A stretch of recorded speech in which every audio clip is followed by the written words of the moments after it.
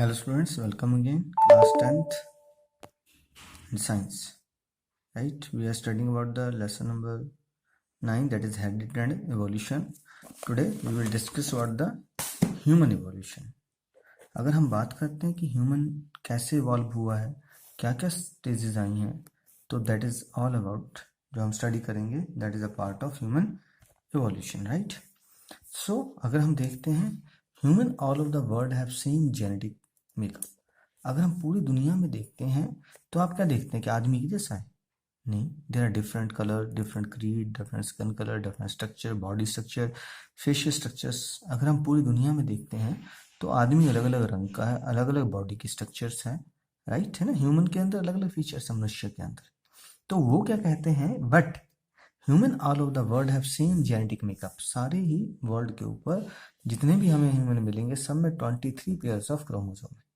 Out of these 23, 22 pairs are autosomal and 1 pair is the sex chromosome. है ना? As per the studies, human have common ancestry. अगर हम study करते हैं तो हमारी क्या है? कॉमन एंसेस्ट्री है. हमारे जो पूर्वज हैं वो एक ही रहे. ठीक है? क्या माना जाता है? Human. The scientific name of human is Homo sapiens. याद रखिए, जब भी साइंटिफिक नाम लिखते हैं तो पहला हिस्सा होता है जीनस होता है, दूसरा हिस्सा स्पीसीज होता है. जीनस और स्पीसीज को अलग अलग लिखना है और अलग अलग अंडरलाइन करना होता है. राइट? इसको अलग अंडरलाइन करेंगे, इसको अलग. जीनस का पहला लेटर कैपिटल रखना है और स्पीसीज का पहला लेटर स्मॉल करना है. तो ह्यूमन का scientific name is Homo sapiens. They evoluted at Africa. तो कहाँ मानते हैं कि अफ्रीका में, साउथ अफ्रीका में क्या हुआ था? ह्यूमन इवोल्यूट हुआ. उसके बाद यहाँ से चलता चलता चलता चलता ऑल ओवर द वर्ल्ड पहुंच गया. ऐसा नहीं है कि जो एक बार चला वो वापस नहीं हुआ. नहीं, जब ह्यूमन चले हैं तो अफ्रीका से चलते हुए हमारे एंसेस्टर अलग अलग देशों में पहुंचे, एशिया, यूरेशिया, ठीक है, अमेरिका, नॉर्थ अमेरिका, तो सभी में. लेकिन वो चलते वापस भी पहुंचे. ठीक है, ये रीजन है, दैट्स ऑल. तो instead of having lot of skin colour, look, size, they are capable of interbreeding. इसलिए इतना रंग अलग होते हुए, शक्ल, साइज सब अलग होते हुए भी उनमें क्या है? There is a lot of interbreeding. हमारे पास कैपेबल ऑफ इंटरब्रीडिंग है. लॉट ऑफ क्या होते हुए भी, ठीक है, डिफरेंसेस होते हुए भी ह्यूमन में कैपेबल ऑफ इंटरब्रीडिंग है. That's a reason. ये सारे 4-5 रीजन है जो ये बताते हैं कि ह्यूमन क्या है? Evoluted from the same ancestry and they are all the same. इसलिए सारी दुनिया में इतने चेंज होते हुए भी ह्यूमन क्या है? एक ही है. उनकी एंसेस्ट्री एक ही है. राइट? तो बस इतनी सी बात है. बाकी थोड़े क्वेश्चंस देख लेते हैं जिनके लिए आपके मैसेजेस आए हैं.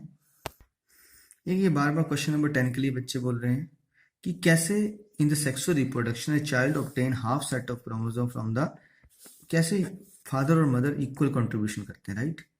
तो उसके ऑप्शन आंसर ये है बेटे, सेक्सुअल रिप्रोडक्शन रहती है तो child obtain half set of chromosome from paternal side and half from maternal. आधा सेट किससे मिलता है? मदर से. आधा किससे मिलता है? फादर से मिलता है. So two individual with different variations combine their DNA to give rise to a new individual. तो हम क्या देखते हैं कि दो जो डिफरेंट मदर और फादर होते हैं वो आपस में कंबाइन करते हैं और एक नए इंडिविजुअल को जन्म दे देते हैं. अब जो नया होगा उसमें दोनों की वेरिएशन आपस में कंबाइन हो जाती है. तो in sexual reproduction more variations are allowed and resultant DNA is able to survive. तो क्या रहता है कि जो हमारा सेक्सुअल रिप्रोडक्शन होती है उसमें ज़्यादा वेरिएशन अलाउड रहती है और डीएनए सर्वाइव कर सकता है. लेकिन अगर यही बात हम एसेक्सुअल रिप्रोडक्शन में कहते हैं तो देखिए क्या होता है. On other hand in asexual reproduction single parent reproduce to give birth to young one. ठीक है, सिंगल है ना, पेरेंट है जो यंग वंस को बर्थ देता है. So there is no chance of combination of gene. Gene का कॉम्बिनेशन नहीं हो रहा. तो variation only occur by mutation. कई बार म्यूटेशन से जो वेरिएशन हो जाती है, but chances of existence of asexual reproduction organism very less. तो कहता है जो एक सेक्सुअल रिप्रोड्यूस रहेगा जिसके इतनी ज्यादा वेरिएशन आ जाती है उसका लाइफ ही क्या होती है? इम्पॉसिबल सी हो जाती है. राइट? तो this is question number 10 of your exercise and this is like इस क्वेश्चन का explain how sexual reproduction give rise to more viable variation than asexual. तो ये वाला क्वेश्चन रहेगा कि सेक्सुअल से ज्यादा वायबल जनरेशंस कैसे पैदा होती हैं एसेक्सुअल की जगह. तो ये किस तरह से ना, तो ये आ जाएगा. और इक्वल कंट्रीब्यूशन मेल फीमेल का कहाँ से आ जाएगा?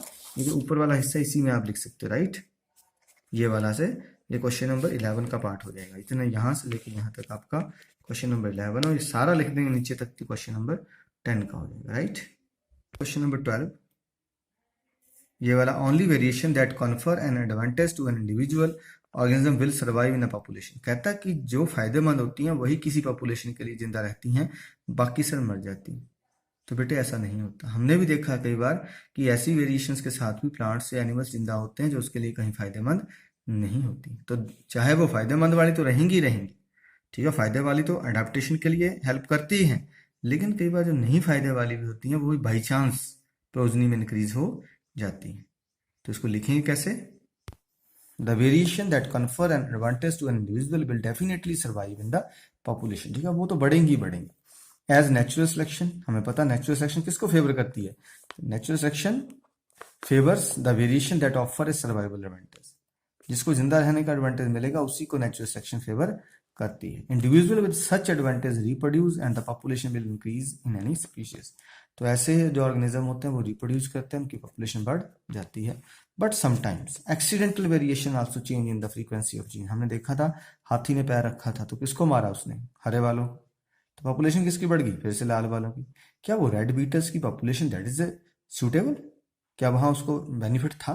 नहीं था ना, लेकिन फिर भी वो जिंदा रहे। तो उसी की बात कर रहा है ये कि frequency of genes in small population even if they do not have any survival, it is called genetic drift. So both type of variation can survive in any population. तो ये आपका किसका आंसर रहेगा? This is the answer of question number 12। इस तरह से आप लिख सकते हैं। तो थैंक यू, पढ़ते रहिए, आगे बढ़ते रहिए।